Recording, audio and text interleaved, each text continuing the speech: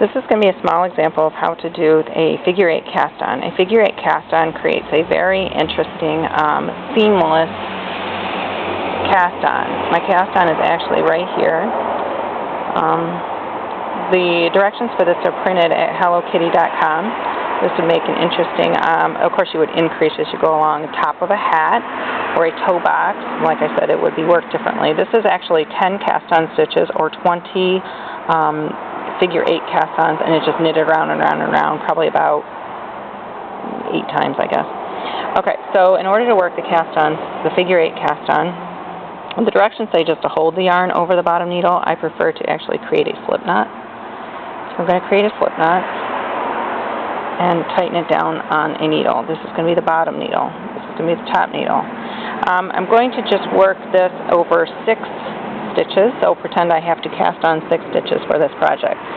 So in order to cast on 6 stitches, I'm going to have 6 on the top and 6 on the bottom. So I'm going to count up to 12. You always have an even number of cast on stitches using this procedure, this figure 8 cast on, and always ending on the bottom needle. Okay, so to work your very first stitch, you're going to take the yarn from off the bottom needle through the back, pulling your working yarn up over the top needle and between the needles. That's 1. Up over the bottom needle, in between the needles, makes 2. You never count this very left-hand stitch because that is not really a stitch. That's just a slip stitch, which is holding the yarn in place, because I don't prefer not to use just my thumb.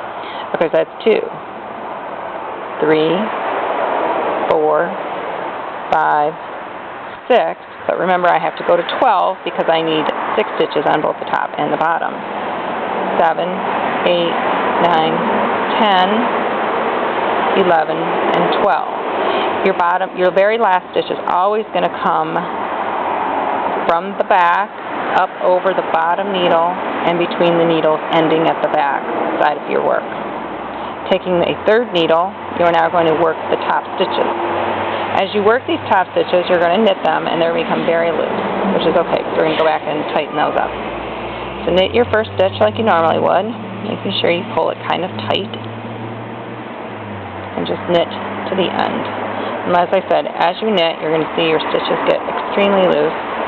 Just try and keep the right kind of tension onto the needle that you're working your stitches on. Don't worry about what's going on with the yarn that you're working into.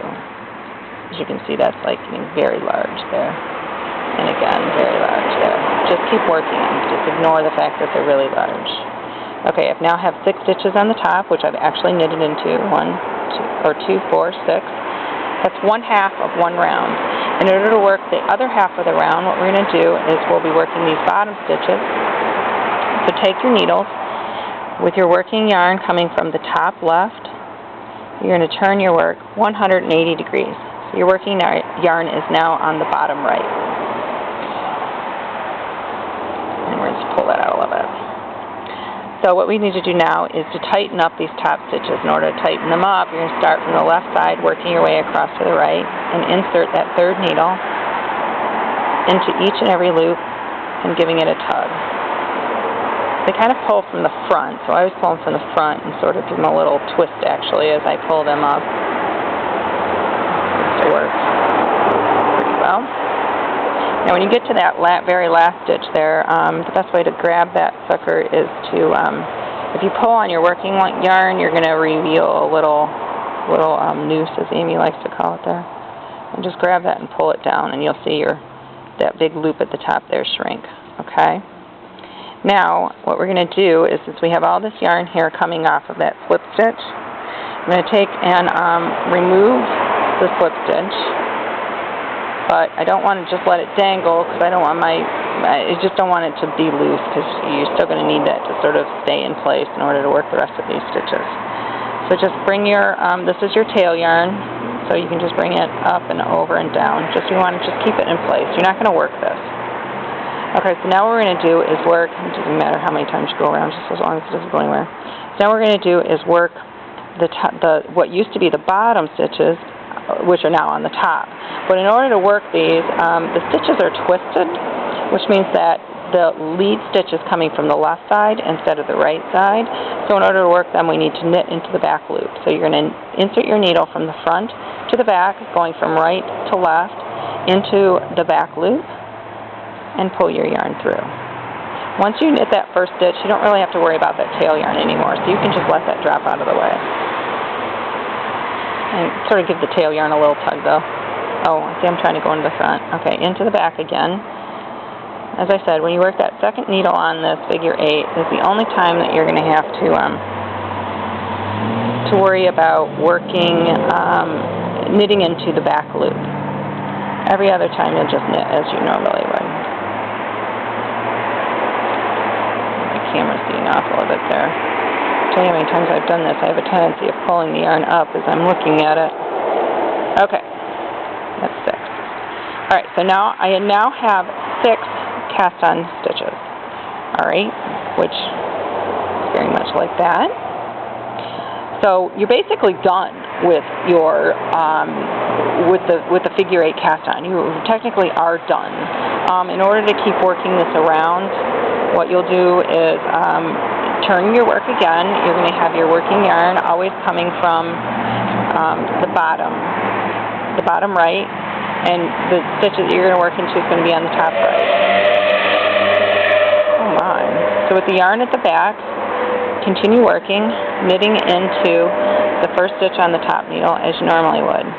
It's at this point that you can divide your stitches up onto more than just 2 needles, or 3, however you want to put it.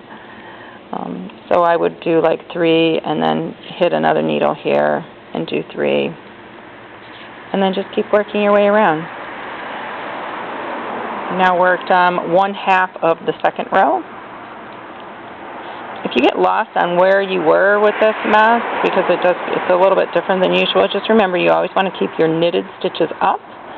And if you forget where you were going, make sure that you can just pull your working yarn down. It'll be the last stitch that you worked. And then that'll help you orientate yourself as to which way you're going next on this. It can get a little bit confusing, I guess.